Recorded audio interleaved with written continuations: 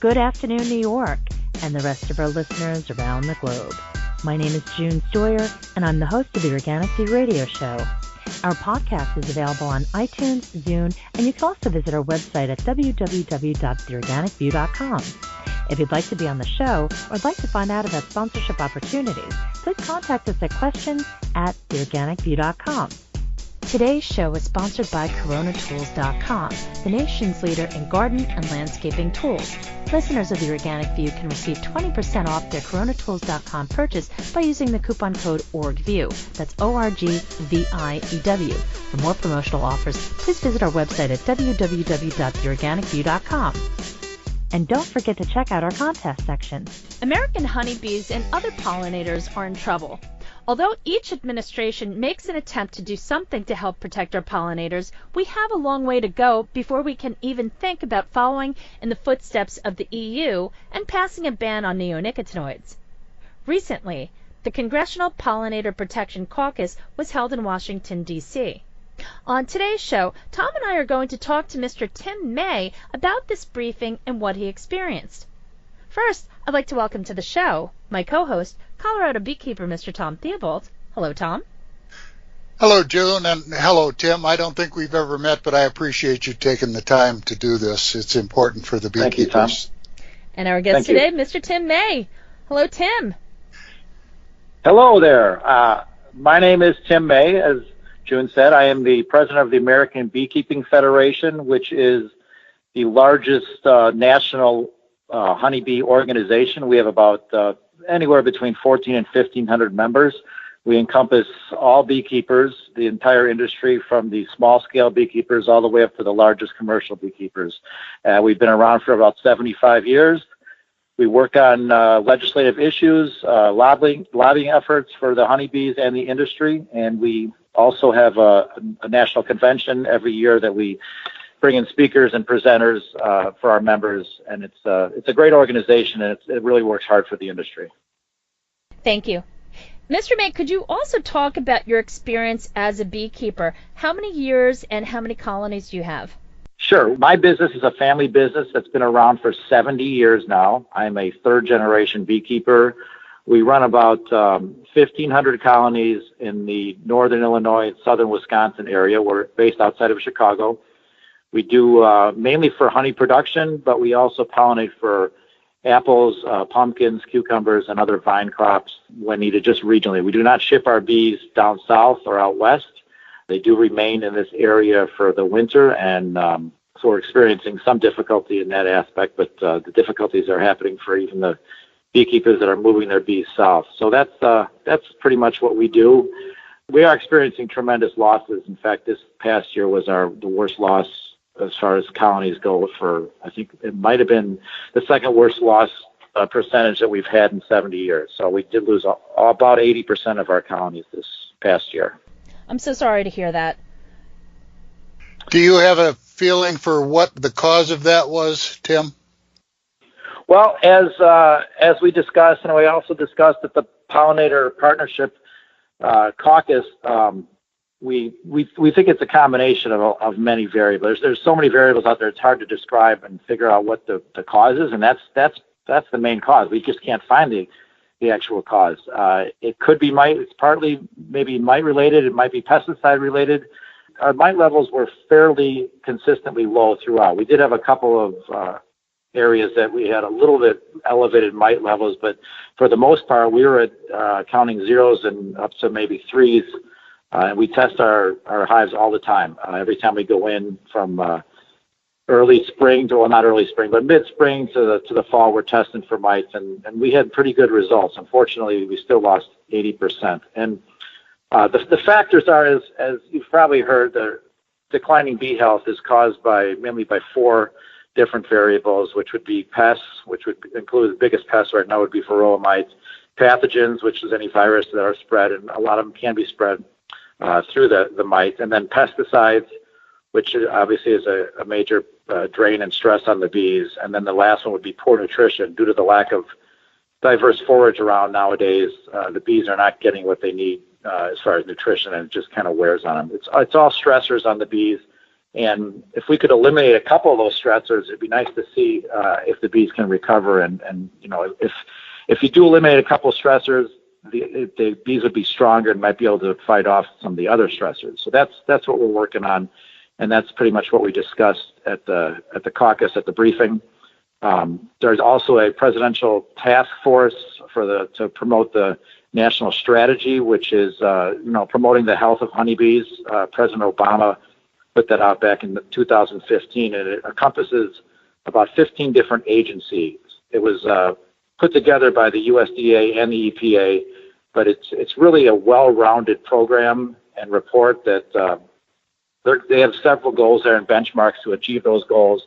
And it's a really good program, but we're still waiting for it to be fully implemented by the government. It's taken a little longer. Some things are getting better, but other things are kind of pushed away. But it's still there, and I know in the Senate Farm Bill they're discussing this program and how to keep it going and increase the implementation of it. With regards to this Congressional Pollinator Protection Caucus, who attended and who do you think made the most impact?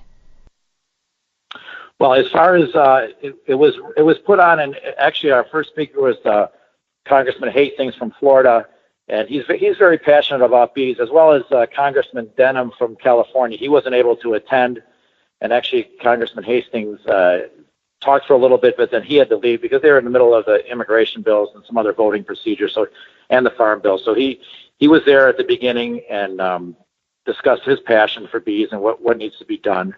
And as far as attendance-wise, I think there was about 300, mostly staffers, and then some USDA scientists were there as well. I couldn't tell you exactly who was there, but on later visits in that week, people did come up to me and say, "Oh, I saw you at the Pollinator Caucus." So I know it was well attended, and I know one thing: the people that were there were very passionate about the issues with bees. So I was very pleased to see that many people there. What information did the government give at this meeting as far as the numbers? Did they give any hard numbers as far as the health of the bees or any type of decline, any type of figures or facts like that? Well, they didn't necessarily give them at this caucus, but there are numbers out there. The USDA does a report, actually a quarterly loss report for honeybees. So all beekeepers are asked to fill out these reports that talk about how many losses they've had, increase in bee colonies or loss of bee colonies. And the only issue I had with, which I did state to USDA when we met with them, was the accuracy of these reports.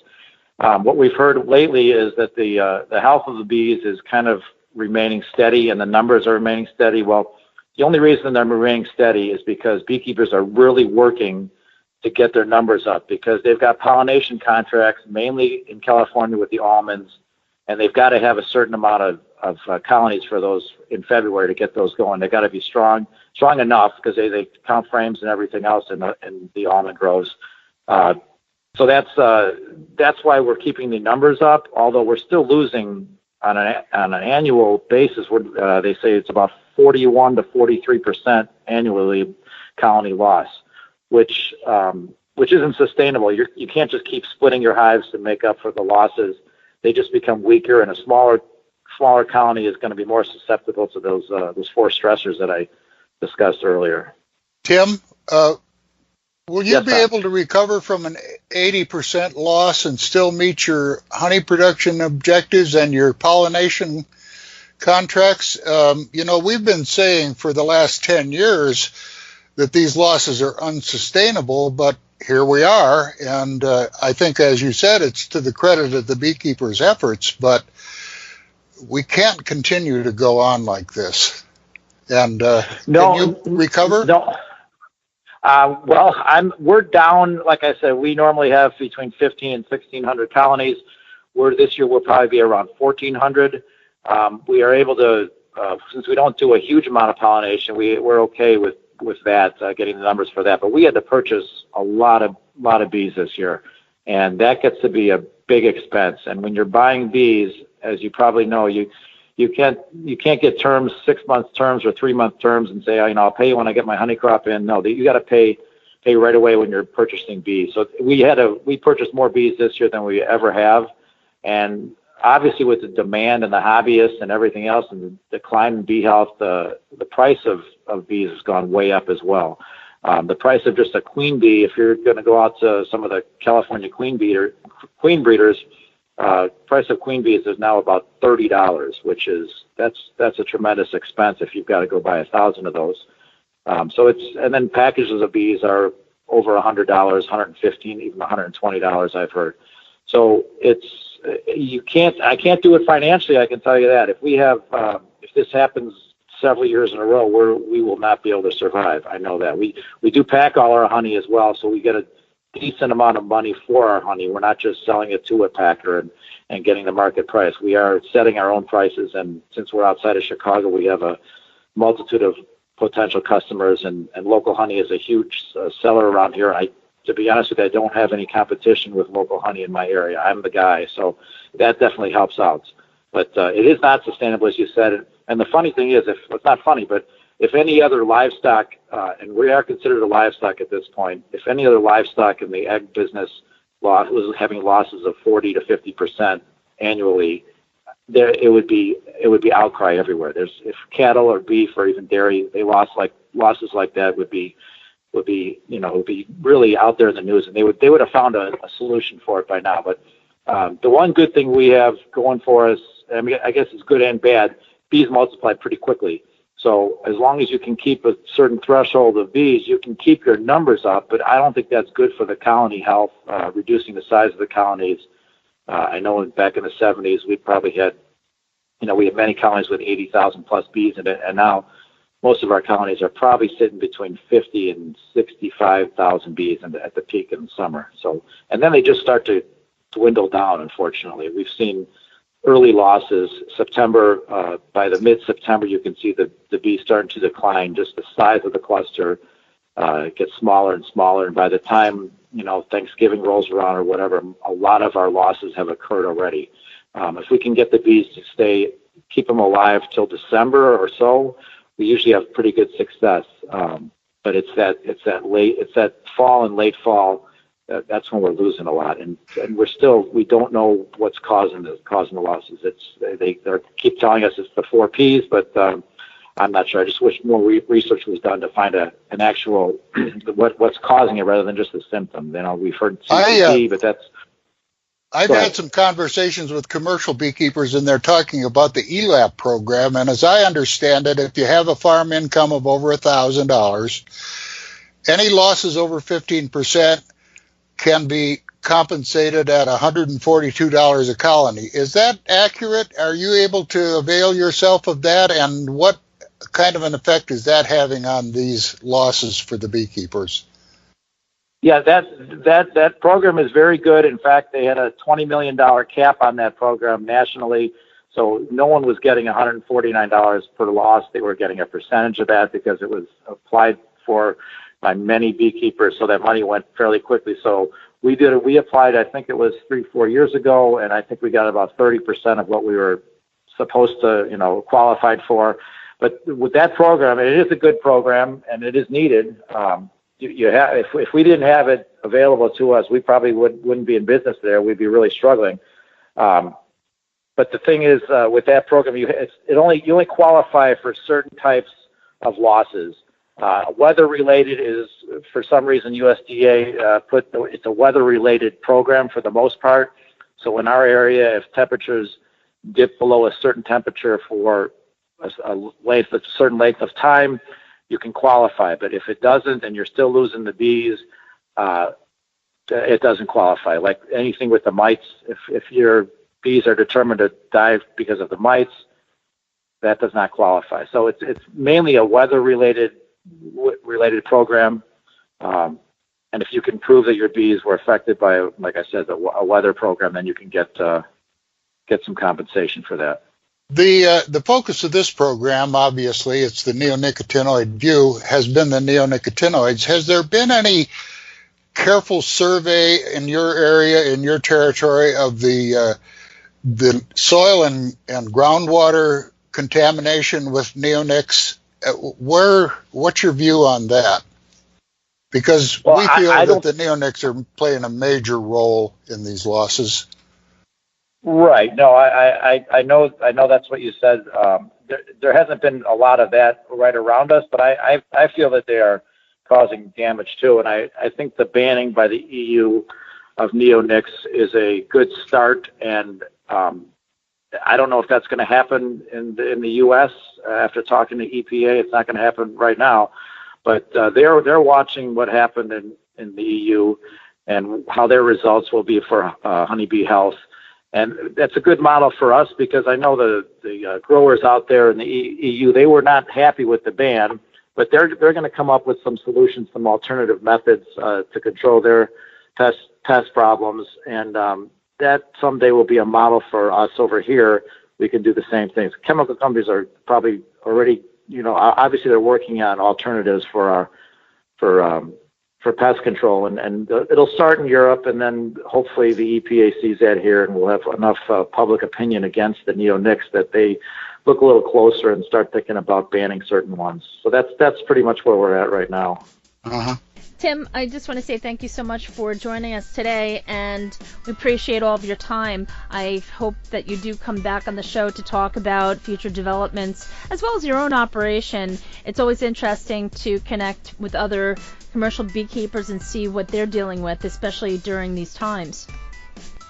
Yes, I appreciate being on. I'd love to come back if there's any updates or anything. I will I can discuss that with you, but like I said, the federal strategy is great, and let's just hopefully complete implementation of that and continue. But the neonics are a problem, and I'm just very interested in seeing what happens in Europe, and hopefully we can use that as a model here in the U.S. And I think it will help the honeybee health. Thank you, Tim. Before you go, could you share with our listeners your organization's website, and also if you have a website of your own for your company? Sure. Our organization is the American Beekeeping Federation, and the website is abfnet.org. And there's a lot of information on it if people want to join. They've got everything about our organization is on that website. And my company is Sunny Hill Honey, and we're out of Chicago. And our website also is just sunnyhillhoney.com. But so if you're in Chicago and you're looking for honey, please buy Sunny Hill Honey. We appreciate it. Thank you so much. And Tom, thank you for joining us also. It's always great to have you. Thank you, June, and thanks, Tim, for taking the time to talk to us. I hope we can talk again soon. Absolutely. Thank you, guys. I appreciate it. Thank you for tuning in. This has been June Stoyer with the Organic View Radio Show. Tune in as Tom and I continue the discussion about the impact of neonicotinoids. Have a great afternoon.